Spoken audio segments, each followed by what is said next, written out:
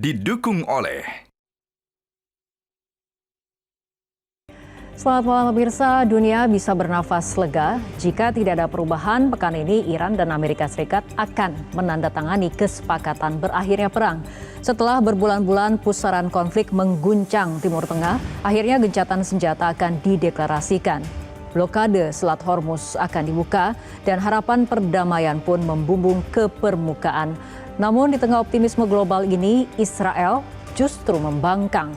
Zionis menolak perdamaian, Israel menolak menarik pasukan dari Lebanon dan memilih terus mengobarkan mesin perangnya. Apakah kedamaian ini nyata atau sekedar jeda sebelum bom waktu baru meledak dan kembali membakar Timur Tengah? Bersama saya Fitri Megantara, inilah Top Issue. Iran Amerika sepakat damai, Zionis terus provokasi.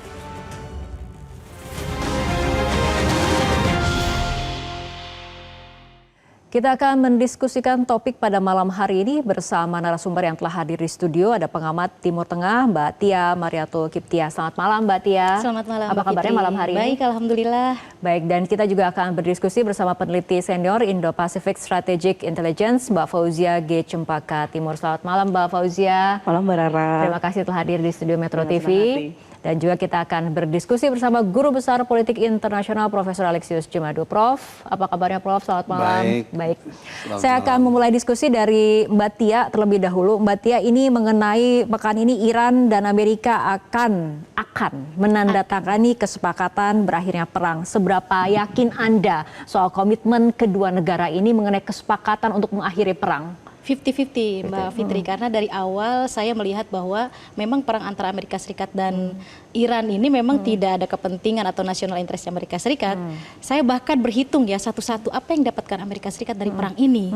Dan saya pikir hanya Presiden Trump yang mau diatur oleh Netanyahu untuk mau menyerang Iran. Jadi ketika ini terjadi, mudah-mudahan iya terjadi. Karena kalau kita lihat ya dari White House sendiri sudah ada deklarasi bahwa memang akan segera terjadi penandatanganan. Kita lihat juga dari berbagai media Iran seperti Fast TV, Fast Today, itu juga sudah mendeklarasikan bahwa mereka memang siap untuk menandatangani MOU perdamaian. Tapi saya pikir ini ada dua step, Mbak Fitri. Jadi ini mereka hanya baru pada step 1, artinya memang baru menandatangani peace agreement. Jadi peace agreement ini dari landasan hukum itu bisa jadi berubah begitu. Tidak mengikat. Tidak mengikat. Kalau sewaktu-waktu misalnya terprovokasi lagi Trump yang memang sering berubah-berubah oleh Israel, itu bisa terjadi berubah kembali. Karena kabarnya peace agreement ini yang dideklarasikan oleh Trump dengan begitu confident-nya itu tidak diketahui Netanyahu. Netanyahu cukup kaget ketika mendengar informasi ini. Jadi ya mengapa saya mengatakan 50-50 so-so bahwa ini akan terjadi.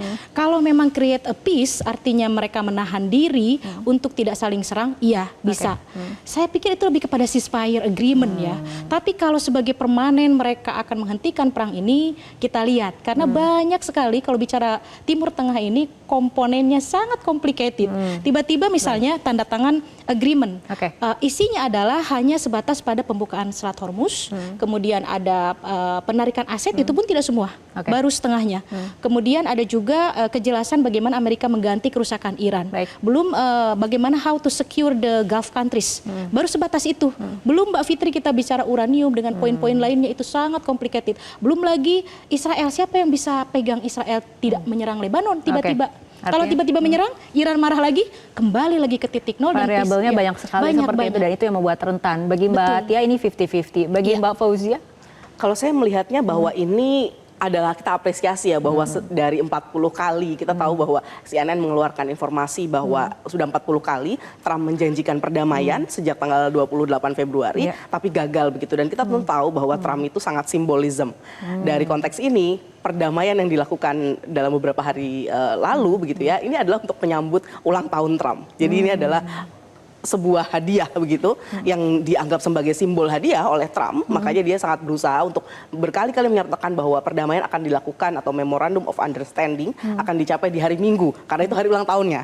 Itu hal yang kedua. Namun kalau saya melihatnya adalah memang yang ketiga adalah terkait dengan perang asimetris yang sudah terjadi ini sangat melelahkan bagi kedua belah pihak.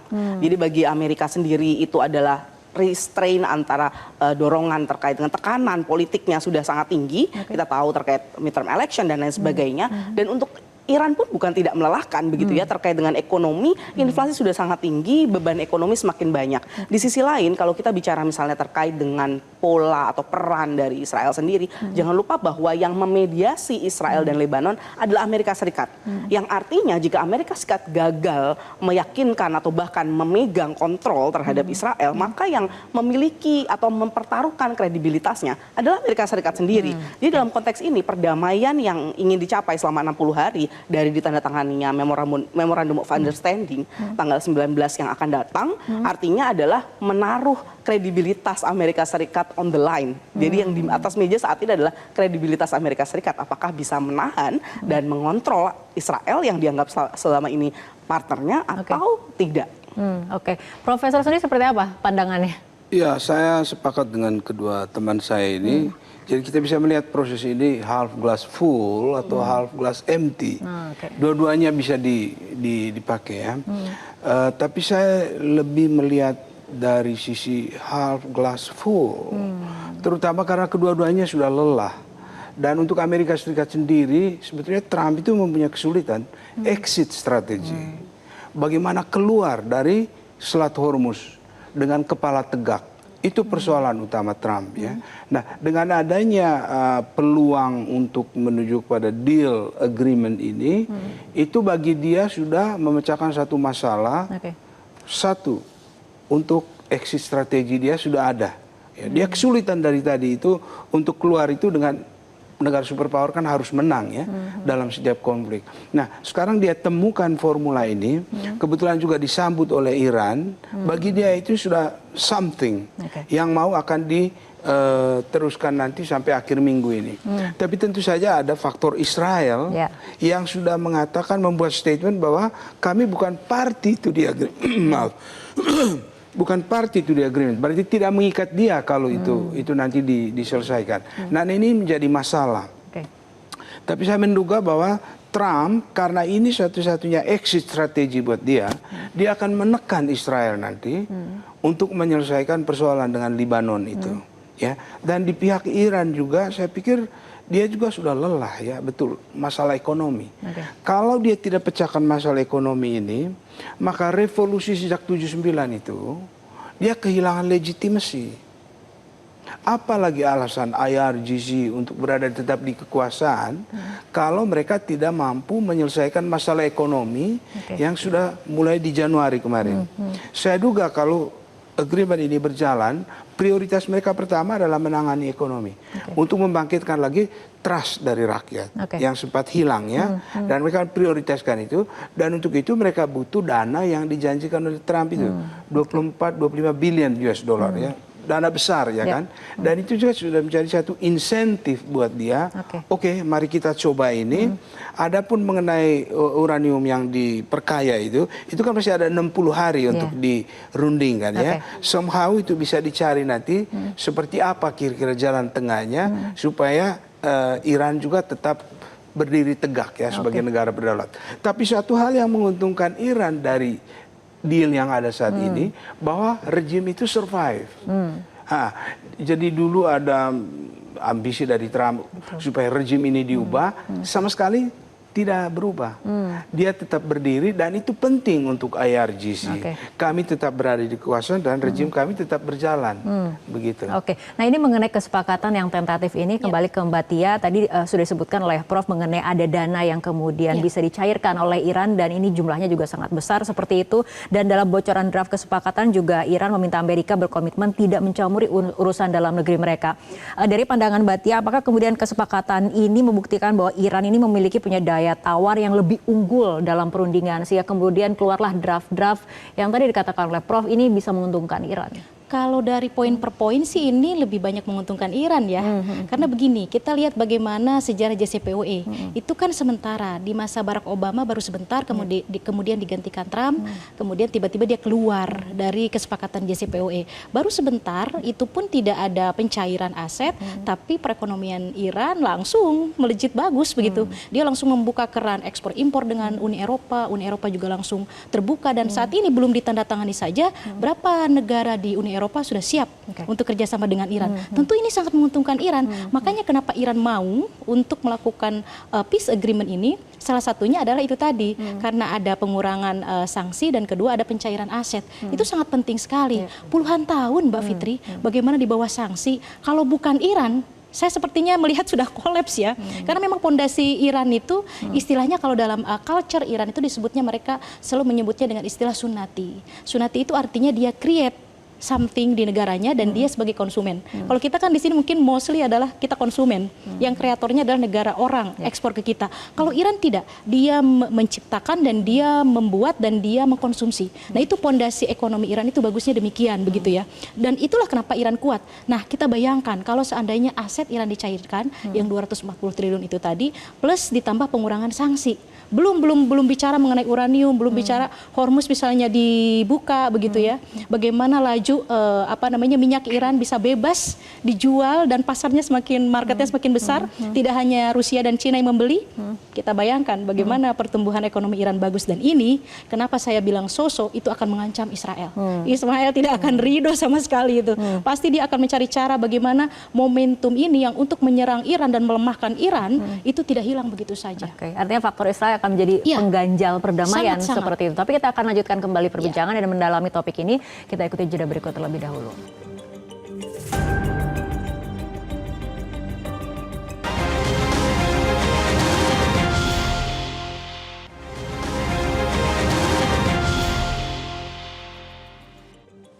Pemirsa, diskusi kembali kami lanjutkan.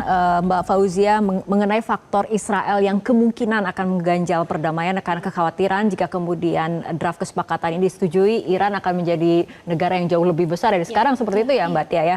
Ada kemudian laporan internal mengatakan bahwa Donald Trump ini sangat marah dan terlibat percakapan telepon dengan Netanyahu, terutama mengenai operasi militer Israel ke Lebanon yang dianggap hampir menggagalkan upaya perdamaian. Nah, ini menurut Anda, melihat pemetaan hubungan komunikasi yang terbaru antara Trump dengan Netanyahu ini dan konflik Amerika Serikat Iran ini seperti apa?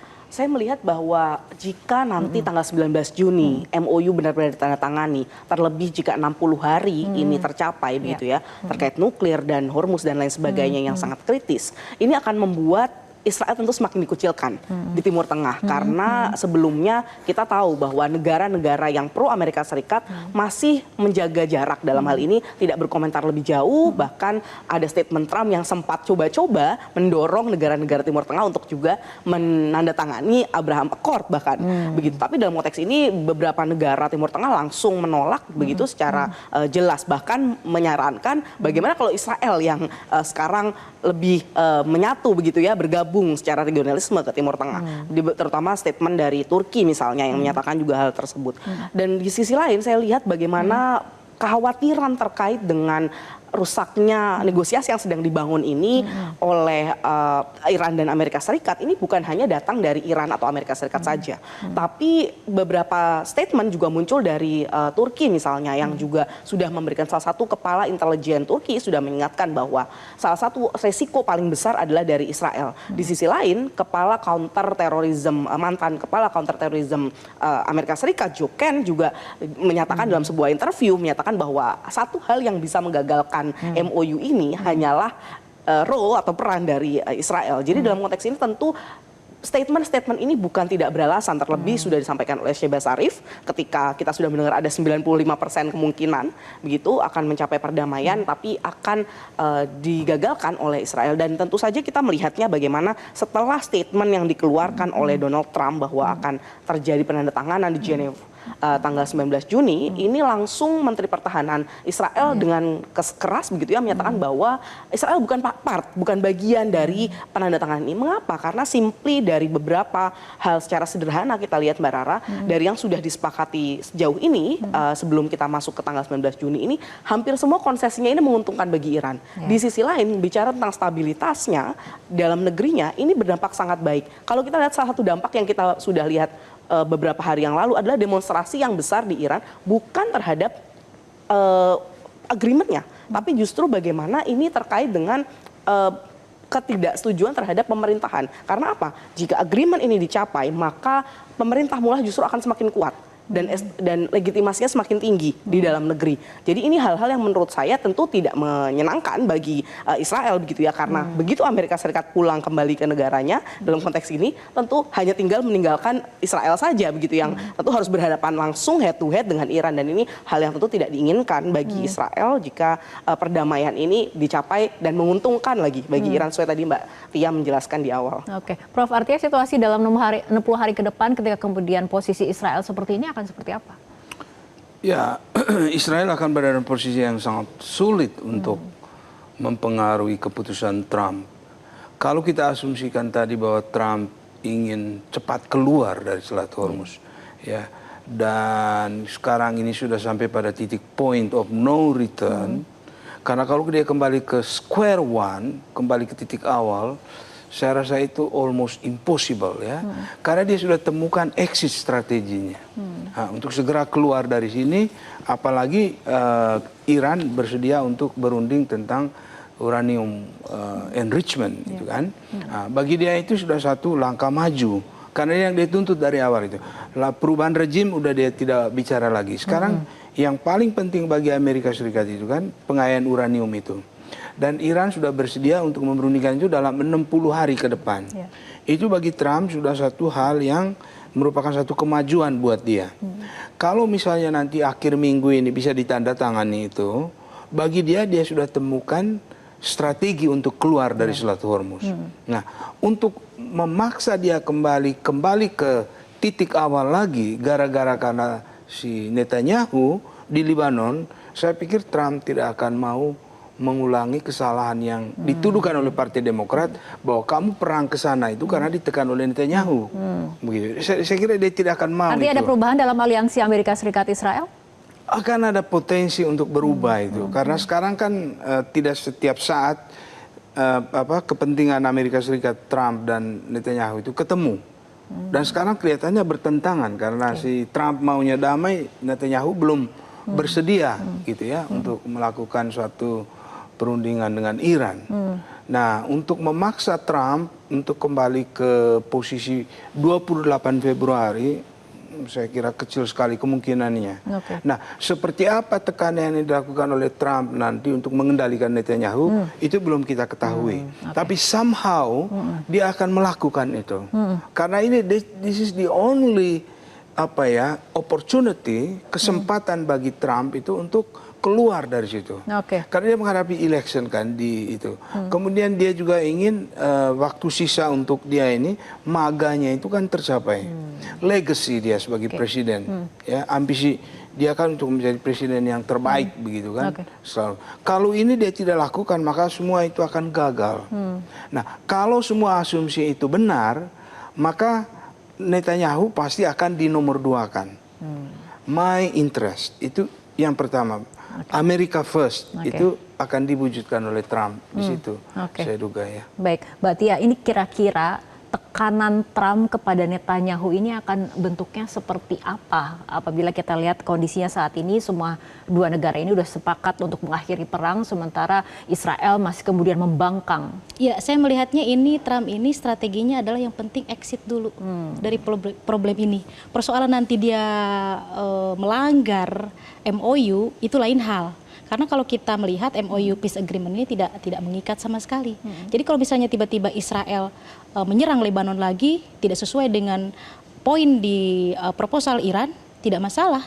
Atau tiba-tiba Amerika mendukung Israel lagi, tidak masalah. Karena dalam politik Amerika, itu sovereignty Israel itu number one, siapapun presidennya. Jadi bohong kalau bilang misalnya hanya Partai Republik yang mendukung Israel, tidak. Tapi Prof tadi mengatakan Trump ingin meninggalkan legacy bahwa America first seperti itu. Iya, exit dulu yang penting kan. Persoalan nanti tiba-tiba ada terjadi lagi accident itu lain masalah. Karena persoalan sovereignty Israel itu buat Amerika juga adalah menjadi kepentingan juga, karena dalam komunitas AIPAC atau Jewish di Amerika, mereka sudah punya komitmen siapapun presidennya harus mendukung sovereignty Israel. Jadi bukan presiden Amerika kalau tidak mendukung sovereignty Israel, harus didukung Israel itu apapun yang terjadi. Pun itu nanti suatu saat Netanyahu kalah dalam election, apalagi sekarang kabarnya Netanyahu sebetulnya mau setuju dengan Trump, tapi ada bisikan dari partai sayap kanan di Knesset di DPR RI-nya lah kalau kita bilang ya, ada dorongan bahwa Netanyahu tidak boleh meng-approve keinginan Trump apapun yang terjadi. Kalau tidak, kasus korupsi dia akan dibuka, bahkan bisa jadi Netanyahu akan diberikan kepada ICJ. Karena secara hukum internasional dia sudah melanggar genocide, kriminal dalam war. Itu jelas begitu ya. Takut Netanyahu dengan kondisi seperti ini. Dia juga kebingungan. Jadi kita melihat dari berbagai perspektif bagaimana kita menempati posisi Trump yang memang sudah 218 plus 205. Jadi banyak republik yang akhirnya belot ke arah Demokrat dalam resolusi ya, belum lama ini keluar di Kongres Amerika Serikat. Trump juga terjepit dengan kondisi ini. Balik lagi ke Netanyahu juga dia ditekan oleh Kongres di Knesset. Jadi semuanya serba complicated. Susah. Sementara Iran memasukkan front Lebanon, Hezbollah ke dalam proposalnya. You serang Lebanon, oh kita balik lagi nih. Gak mau lagi kita peace agreement. Akan kembali lagi ke nol. Nah itulah kenapa Timur Tengah disebut sebagai kawasan yang tidak pernah tidur, Mbak Fitri. Susah semuanya itu, kusut ya. Kompleks seperti itu ya. Oke. Baik, Mbak Fauzia, ini mengenai dokumen damai tadi menyambung dari Mbak Tia juga dalam mencakup gencatan senjata permanen di Lebanon. Kemudian jika Israel terus membombardir wilayah selatan Lebanon, menurut Anda sikap Iran akan seperti apa? Dan kemudian apabila kita lihat dari pernyataan Trump juga sempat menyindir bahwa Netanyahu tidak memiliki pilihan lain selain patuh. Ini bagaimana? Saya melihat bagaimana sebenarnya waktu sampai 19 Juni ini begitu ya. Ini memang digunakan untuk menenangkan begitu ya di satu sisi, menenangkan kondisi terlebih dahulu karena dalam konteks ini juga ternyata pihak Israel langsung mau-withdraw atau bahkan menarik diri begitu, menyatakan bahwa pihaknya bukan merupakan bagian dari kesepakatan apapun yang dibentuk oleh Amerika Serikat dan Iran begitu. Itu yang pertama, Mbak. Namun kalau saya lihat sebenarnya tentu selain tadi disampaikan bahwa ini adalah ingin keluar begitu ya, segera exit strategy, tetapi ini kedua belah pihak baik Iran maupun Amerika Serikat membutuhkan saving face strategi ini. Yang pertama adalah kita lihat bagaimana tweet dari Trump berkali-kali sudah meng-acknowledge atau menyatakan bahwa ada yang disebut dengan Republik Islam Iran yang selama 47 tahun tidak ada presiden Amerika Serikat yang meng-acknowledge hal tersebut. Dan ini tentu merupakan saving face strategi bagi Iran sendiri terhadap masyarakatnya. Di sisi lain, kita lihat bagaimana tweet Trump dari awal sudah sangat clear bahwa dia ingin memiliki deal yang lebih bagus daripada Obama. Kita bandingkan secara detail poin-poin terkait JCPOA. Salah satunya adalah poin terkait dengan sunset clause atau klausul senja dalam nuklir yang ditawarkan oleh Trump yaitu 20 tahun. Nah ini angka yang cukup tentu kalau tercapai sangat bagus. Di konteks Obama sendiri hanya 10 tahun. Di mana tentu ini jika Trump berhasil dan dia bahkan bukan sangat percaya diri gitu ya, menyatakan bahwa selama saya hidup gitu ya, maka tidak akan Iran melakukan pengayaan uranium yang tinggi gitu, yang memang ya jika dihitung 20 tahun dia sudah 100 tahun ya, jadi ya secara logis itu sebenarnya tentu saja bukan klaim yang overklaim gitu ya, jadi mungkin saja itu tercapai. Jadi menurut saya ini adalah hal-hal yang sangat definitif, Mbak. Bicara tentang Lebanon, menurut saya ini lebih terkait dengan hubungan tadi Israel dan Amerika Serikat sendiri, karena jangan lupa bahwa gencatan senjata saat ini masih berlaku yang dimediasi oleh Amerika Serikat begitu sampai akhir Juni ini masih berlaku. Jadi ketika tanda tangan ini nanti terjadi di 19 Juni begitu ya, gencatan ini harus masih berjalan begitu. Namun apakah Israel benar-benar tidak akan melakukan pelanggaran begitu ya, sehingga kalau kita lihat salah satu klausul yang sangat menarik begitu ya yang disampaikan Trump adalah bahwa jika terjadi balasan retaliasi dari Iran, maka yang menanggung adalah negara Timur Tengah, Gulf countries, yaitu dia membebankan 20%. Jadi pengeluaran berikutnya, pengeluaran militer berikutnya yang dikeluarkan oleh Amerika Serikat akan ditanggung bukan hanya Amerika Serikat, tapi seluruh negara Timur Tengah. Jadi ini menurut saya perhitungan-perhitungan yang sebenarnya Trump juga sendiri takut, Mbak. Dia juga tidak mengeluarkan poin di mana ada kemungkinan Israel akan melanggar hal ini gitu, dan Iran akan melakukan retaliasi yang lebih tinggi. Nah kita akan berbicara lebih mendalam mengenai kondisi di Timur Tengah sendiri, Prof. Tapi kita tunggu jawaban Prof setelah jeda terlebih dahulu.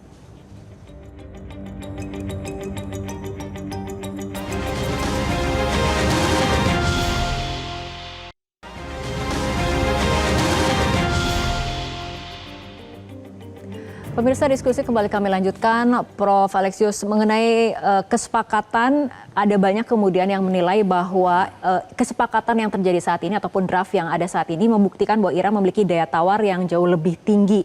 Karena kita tahu bagaimana kemudian Iran berhasil memblokade Selat Hormuz selama berbulan-bulan. Nah, apakah pasca konflik ini kita akan melihat adanya pergeseran di mana kemudian pengaruh Iran muncul sebagai hegemon geopolitik baru yang kemungkinan tidak tertandingi di kawasan Teluk seperti itu? Ya, itu sangat bergantung kepada hasil dari apa yang akan dilakukan setelah nanti hari tanggal 19 itu. Kalau Iran mendapatkan semua yang dia minta dari Amerika Serikat, ya, tadi seperti dana yang dibekukan itu 24 sampai 25 miliar dolar, dana cukup besar ya. Kemudian juga dia sudah mempunyai kebebasan untuk ekspor karena Selat Hormuz tidak diblokade lagi. Kemudian sanksi juga dicabut, semuanya berjalan baik. Dan Iran fokus kepada pembangunan ekonominya. Dan saya kira memang dia harus melakukan itu. Karena pada awal Januari, itu yang membuat masalah kemarin demo dari ribuan di semua kota. Hampir di semua kota Iran kan. Itu artinya rejim ini tidak berhasil memberikan janji tentang ekonomi. Saya pikir dia akan melakukan perbaikan itu untuk membangun legitimasinya.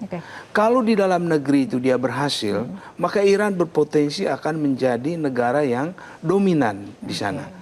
Karena dia menyelesaikan masalahnya sendiri lebih dahulu ya, sebelum dia berhubungan dengan yang lain-lain itu. Tapi kalau misalnya itu tidak berhasil, nah itu juga jadi masalah buat dia. Karena sumber legitimasi dari rejim ini, ya selain ideologi, itu saja penting ya, juga ekonomi. Ya. Apapun ekonomi itu sangat membantu satu negara menjadi satu kekuatan regional yang diperhitungkan. Dan saya pikir rejim Iran pasti menyadari itu, belajar dari kegagalan di masa lalu. Ya. Jadi dengan tadi perhitungan bahwa ini akan berhasil ekonominya ke depan, dia berpotensi untuk menjadi negara yang dominan, even without nuclear weapons. Ya. Kalau misalnya dia tidak punya senjata nuklir, Iran itu sudah negara besar ya kan. Apalagi kalau ekonominya berhasil, dia mempunyai sumber daya alam yang besar, dia akan menjadi negara yang kuat di Timur Tengah. Nah, jadi sangat bergantung kepada bagaimana dia mengatasi ekonominya. Dan semua yang dia tuntut dari Trump itu diberikan. Itu besar sekali kekuatan ekonominya, masif. Ya, kalau itu digunakan dengan baik. Artinya ini arah memang akan ditentukan pasca tanggal 19 Juni, Mbak Tia, seperti itu. Ketika kemudian ekonomi Iran bisa diperbaiki, dia akan berpotensi menjadi negara yang dominan di kawasan Teluk. Ini artinya Timur Tengah akan kembali tidak tidur atau justru stabil? Kalau saya justru agak sedikit berbeda dengan Prof. Ketika Cina intervensi dalam hubungan diplomatik antara Saudi Arabia dan Iran, itu saja sudah ada satu pergeseran map politik di Timur Tengah. Iran dan Saudi yang clash dalam waktu yang lama, tiba-tiba bisa membuka diplomatic relations. Dan mediatornya adalah Cina. Itu saja sudah terlihat.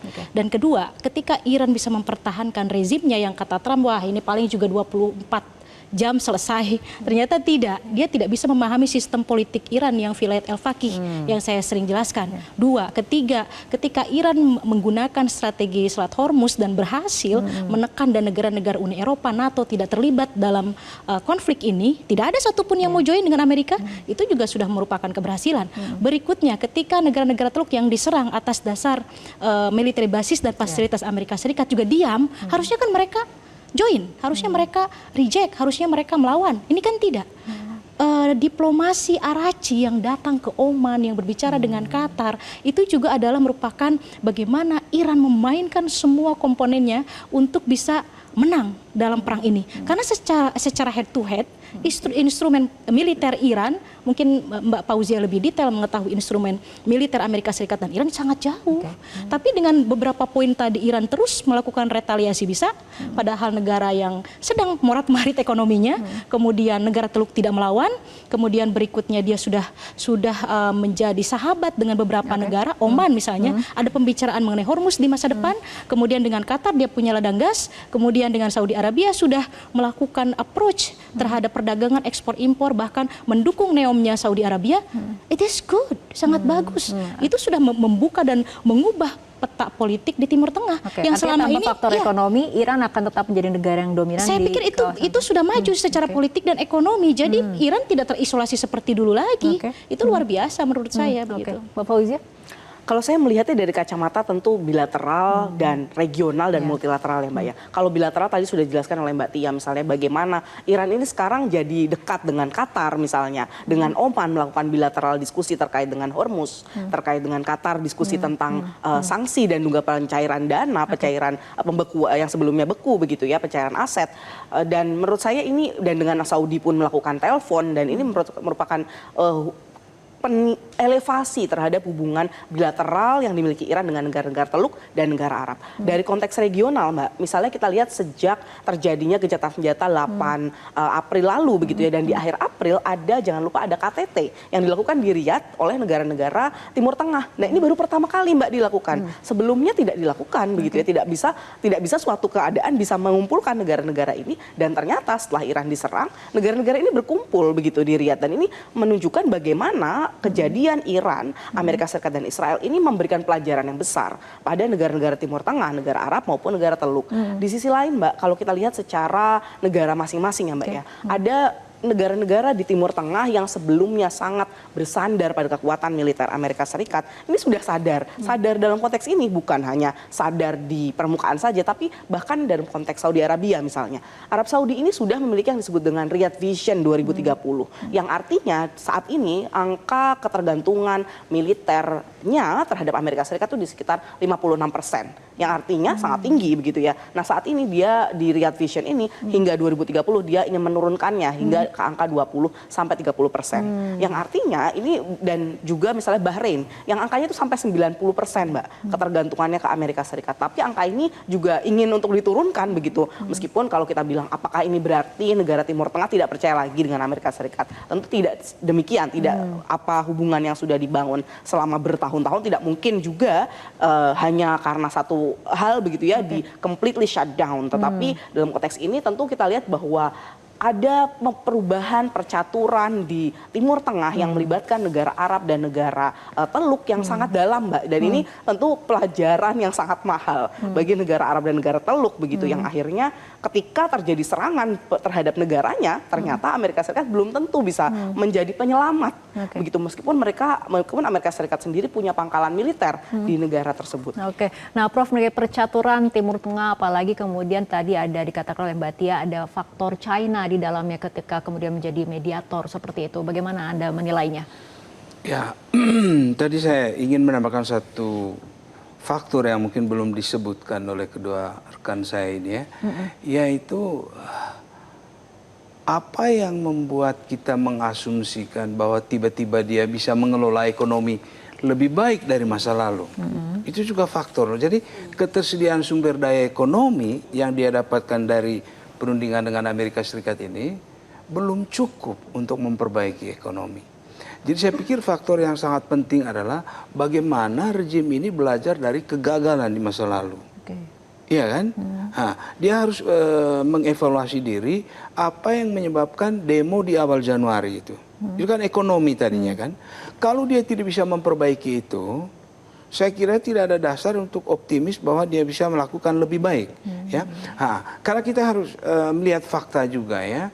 Perekonomian yang didominasi oleh IRGC itu juga 80% dikuasai oleh tentara itu, garda revolusi. Jadi inilah saat terbaik untuk mereka melakukan keadilan kepada rakyat Iran, untuk membuat pemerataan supaya tidak terulang kembali pengalaman di Januari itu. Kalau mereka tidak melakukan evaluasi diri itu, saya pribadi tidak melihat ada satu dasar untuk optimis bahwa tiba-tiba dia menjadi suatu pengelola ekonomi yang baik. Jadi intinya apa? Dia harus belajar dari kegagalan yang ini supaya tidak terjadi lagi demo di seluruh kota Iran, ya, yang terjadi di Januari itu. Kalau dia bisa memperbaiki itu dengan potensi ekonomi yang begitu besar, ya, kalau dia bisa ekspor kembali, dengan Cina dia baik, dengan Arab Saudi juga baik, maka ini potensi ekonominya besar sekali. Tapi pemerataan itu harus diperhatikan. Jangan sampai ekonomi itu didominasi oleh elitnya saja. Ya, jadi inilah saat terbaik untuk Iran untuk berbenah ke dalam, economic vice ya. Karena itu sangat perlu supaya tidak terulang kembali demo di awal Januari itu. Oke, Nah, baik. karena itu sumber legitimasi untuk pemerintahan ini. Oke, baik, kembali ke Mbak Tia mengenai tenggat waktu perundingan 60 hari apabila kemudian ini kan 50-50 seperti itu, kita ketahui bagaimana ini masih dinamis dan juga rentan. Iya, betul. Tapi apabila kita gagal merumuskan kesepakatan final terkait mungkin poin-poin yang disepakati oleh kedua negara, apa yang akan terjadi? Terutama ini dampaknya kembali kita karena sedang berbicara mengenai kawasan regional ataupun Timur Tengah. Kalau persoalan ekonomi kan dampaknya tidak hanya ke kawasan ya, ke kita saja kena. Begitu ada statement, langsung kan rupiah kita juga cukup membaik walaupun bukan satu-satunya faktor. Tapi kan itu menjadi faktor juga bagaimana proses konflik geopolitik ini mempengaruhi semua negara. Eropa kita kena, bahkan ke Asia kan Hormuz ini sekitar 80% supply-nya. Jadi memang ya kami akademisi, analis semuanya mensupport untuk bagaimana tercipta perdamaian ini. Jadi statement-statement kita mendorong ke arah sana. Tapi tetap kita memberikan referensi juga kepada publik bahwa ada Israel loh di situ. Jadi tetap arahnya kita harus tetap warning bagaimana Trump ini konsisten begitu ya, supaya memang perdamaian ini segera terjadi. Kemudian Iran juga itu tadi yang Prof bilang bahwa harus merevisi beberapa kebijakannya dan build economic sector again, karena semua di kawasan sudah tidak ada musuh kan. Saudi sudah tidak ada, Qatar sudah cukup baik, kemudian dengan Oman juga sudah cukup baik, ada pembicaraan kepada next future gitu ya. This is the good for Iran begitu ya. Dan saya pikir ini bagus karena memang itu tadi yang saya katakan di depan, pondasi Iran itu berbeda dengan negara lain. Jadi memang pondasi ekonominya tidak sama seperti kita, walaupun sistemnya adalah wilayah al-Faqih, di mana kekuasaan itu adalah di pimpinan mullah begitu ya. Dan persoalan demo saya pikir juga samalah di semua negara, oposisi itu akan selalu ada, tapi bagaimana dia membuild ekonomi ke depan, apalagi sampai sanksi setengahnya saja dicabut begitu ya, kemudian asetnya setengahnya saja dicairkan. Saya pikir itu akan cukup baik buat Iran. Tapi again saya bilang, Israel bisa nggak tidur nyenyak kalau Iran membaik? Itu pasti dia tiba-tiba akan mencari strategi lagi bagaimana menjadi provokator kembali dalam konflik ini. Oke, kita akan lanjutkan kembali perbincangan Mbak Tia, Mbak Fauzia dan juga Prof, tapi kita ikuti jeda berikut terlebih dahulu.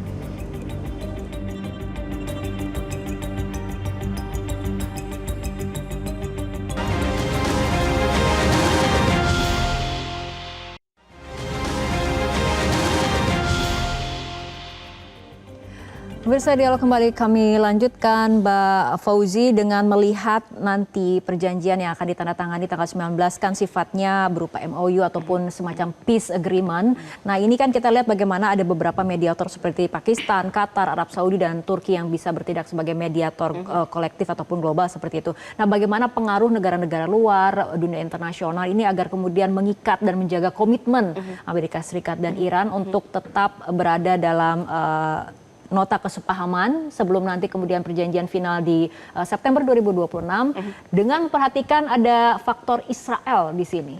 Saya rasa satu hal yang kita paling bisa lihat dari indikator keberhasilan tanda tangan 19 Juni ini adalah dilakukan di Jenewa, Mbak. Berbeda dari yang dilakukan di Islamabad begitu ya. Pemilihan Jenewa ini tentu merupakan pandangan dari Amerika Serikat yang ingin perjanjian ini juga permanen nantinya. Dalam konteks ini adalah kita tahu bahwa salah satu permintaan yang dari awal diminta oleh Iran bahkan sejak pertemuan pertama di Islamabad adalah bahwa ini tidak boleh hanya menjadi gencatan senjata semata, tapi juga menjadi perdamaian yang permanen. Dalam konteks ini kita tahu di Jenewa adalah salah satu kantor PBB, yang artinya permintaan Iran atau perdamaian yang nantinya diciptakan oleh Iran dan Amerika Serikat ini disaksikan oleh masyarakat global, begitu, yang artinya dijaga juga oleh masyarakat global seharusnya, begitu. Sehingga yang memang menjadi titik kritis adalah apa yang akan terjadi sampai tanggal 19 Juni ini, begitu. Itu yang kedua, Mbak. Yang ketiga adalah bagaimana saya melihat ketika statement yang dikeluarkan Trump bahwa akan diadakan MOU ini di tanggal 19 Juni, sambutan yang sangat besar dari sekutu-sekutu Trump. Karena kita tahu bahwa sejak awal dilakukannya perang ini, begitu ya, sekutu Trump, negara-negara NATO ini tidak ingin terjun lebih banyak begitu. Tapi justru mereka yang juga dirugikan begitu ya dalam konteks strategi cost imposition yang dimiliki oleh Iran juga bleeding them dry begitu. Nah, cost them a lot. Nah, dalam konteks ini makanya kita lihat dari konteks dari sisi UK, Inggris begitu ya, Jerman dan lain sebagainya ini langsung memberikan statement yang mendukung perdamaian. Namun yang menurut saya juga harus menjadi poin atau berperan paling besar dalam konteks ini adalah China dan Rusia. Kita tahu bahwa kegamangan negosiasi itu sangat terlihat pasca Pakistan atau Islamabad yang pertama begitu ya. Dan apa yang dilakukan oleh Trump ketika datang ke Cina dan setelah itu Putin juga datang ke Cina begitu ya. Dan kita lihat Arashi juga datang ke Rusia. Ini menunjukkan bahwa sebenarnya posisi sentral dalam konteks menjaga negosiasi ini ada pada Tiongkok dan juga Rusia, di mana saat ini kalau kita lihat memang Rusia Putin sangat dekat dengan Trump dan juga Cina saat ini sedang hangat-hangatnya dengan Amerika Serikat. Oke, Prof, saya akan bergeser ke Prof dengan melihat posisi dari Israel yang membangkang seperti itu, kemudian ada kesepakatan draft kesepakatan damai Amerika Serikat Iran, tapi di sisi lain juga ada ekonomi global yang kemudian sangat menuntut minyak untuk segera dialirkan untuk menurunkan harga minyak dunia. Dengan kondisi saat ini terbaru, dengan adanya nanti ditandatangani kesepakatan di tanggal 19 Juni, apakah kita akan memang berhadapan dengan harapan yang baru mengenai perdamaian? Ya, kita mempunyai alasan untuk berharap bahwa tanggal 19 itu bisa menjadi kenyataan ya. Dan negara-negara di Timur Tengah, saya berpikir mereka berada pada posisi untuk mendukung itu. Karena kalau ini diteruskan, mereka dirugikan. Pariwisata Timur Tengah akan hancur karena ketidakstabilan dan perang yang terjadi. Jadi saya duga mereka akan mendukung ini terjadi, tapi itu juga penting untuk dicatat bahwa ini harus ada legitimasi internasionalnya, gitu ya. Bahwa ini didukung oleh komunitas internasional. Bahkan nanti kalau itu terjadi satu deal yang permanen, itu harus disahkan juga oleh Dewan Keamanan PBB supaya mengikat selamanya, supaya Timur Tengah ada jaminan jangka panjang bahwa dia akan stabil, gitu ya. Jadi legitimasi internasional itu dibutuhkan. Kalau semuanya berjalan lancar antara sekarang sampai tanggal 19 dan juga 60 hari sesudah itu.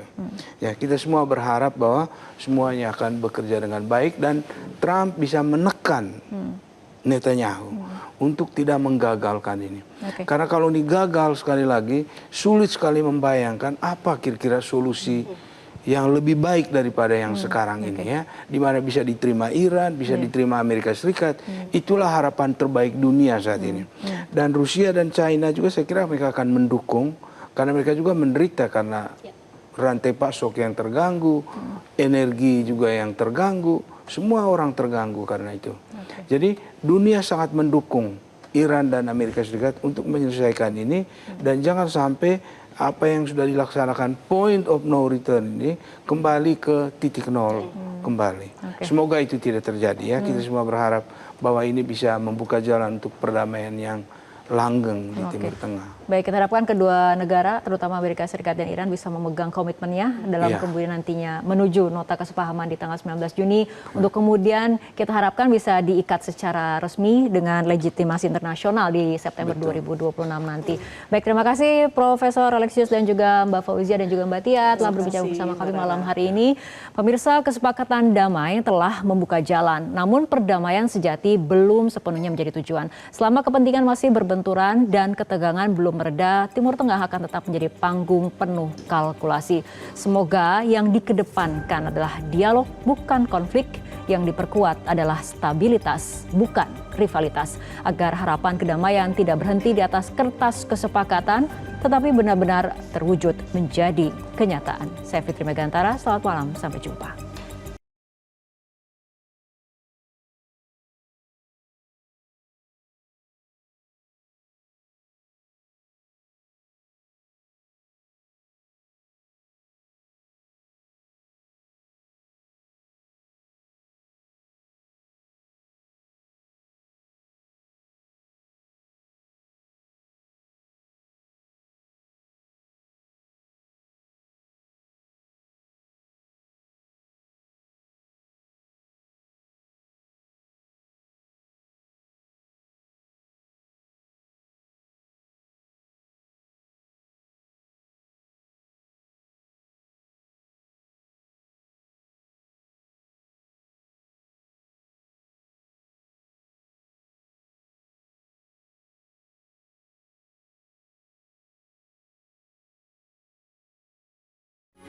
Metro TV.